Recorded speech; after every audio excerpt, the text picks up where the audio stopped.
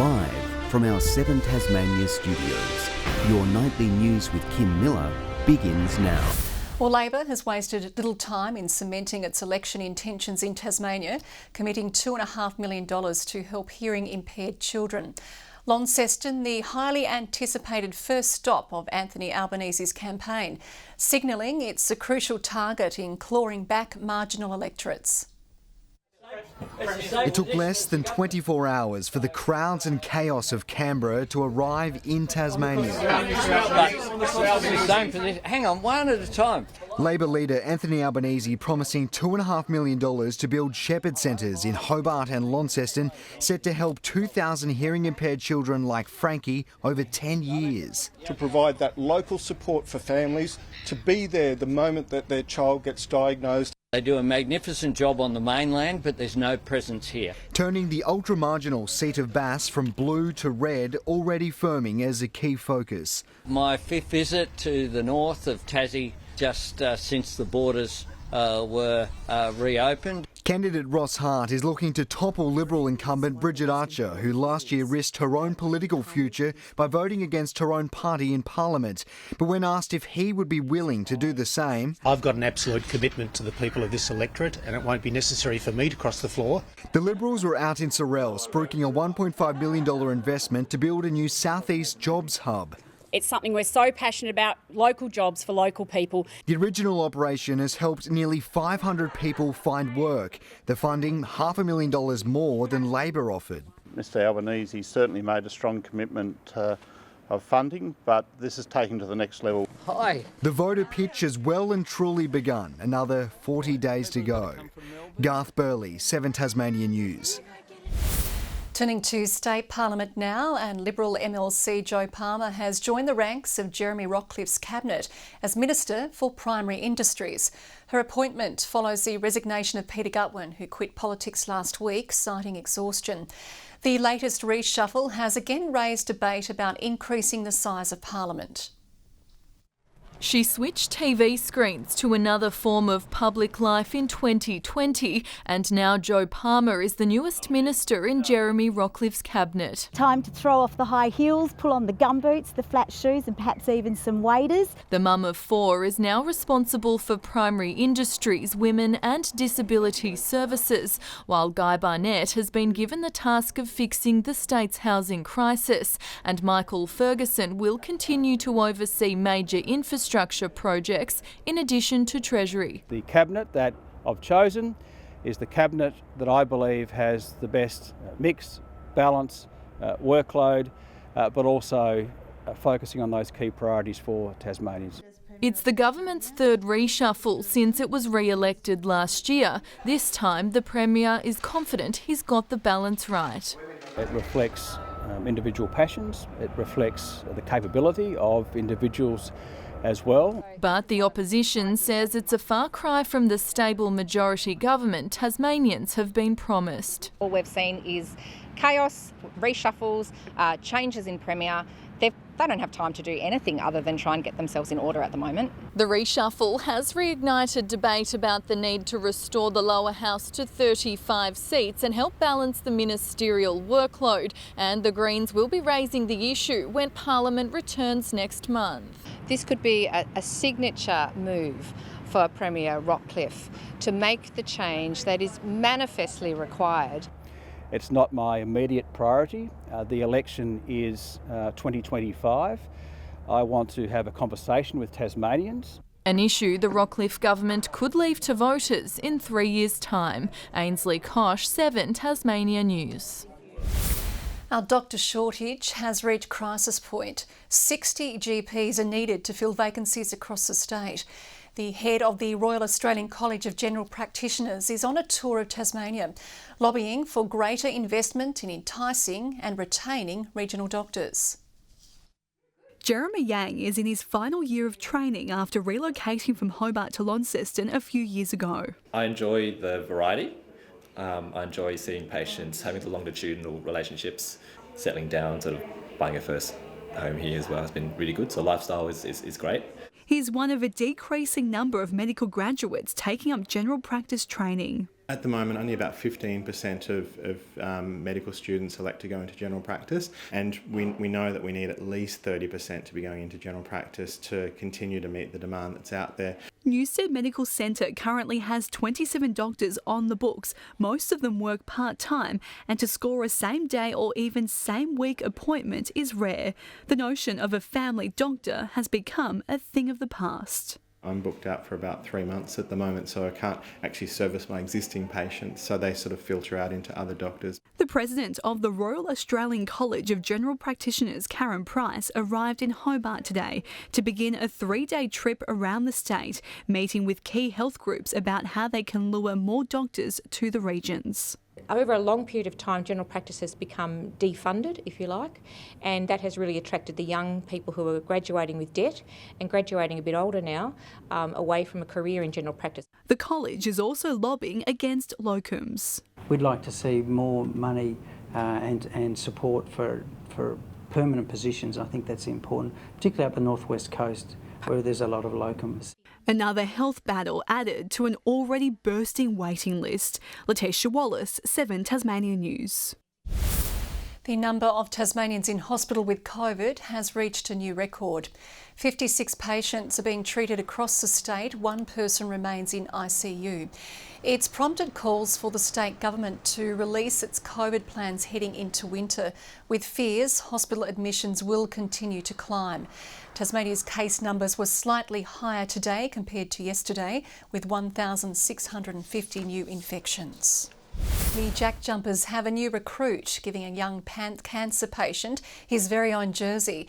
Shooting hoops with his heroes, the Starlight Foundation is continuing to make dreams come true.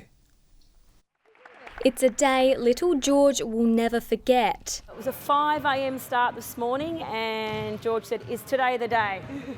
I said, "Yep, today's the day you get to be a Jack Jumper." Diagnosed with brain cancer at just 11 months, the sports fan, now 6 years old, has spent his entire life fighting. We don't have the options of being able to get back in remission anymore, so we rely on research to catch up to George's cancer and to give us hope. Having spent the last 16 months confined to hospital walls, a day on the court has put a spring in the whole family's step. This is what it's all about for us, and living in the moment, which is a really challenging thing to do when you know you don't have a lifetime with your child. But despite his troubles, George has one thing, and one thing only, on his mind. Shooting hoops. All he wanted to do was get buckets, which was cool, and played a little bit of defence on me as well. The pocket rocket giving the professionals a run for their money. We had to lower the hoops for them, but now they're making them more than us at sometimes. Full of life, the tiny warrior has left an everlasting impact on his heroes. We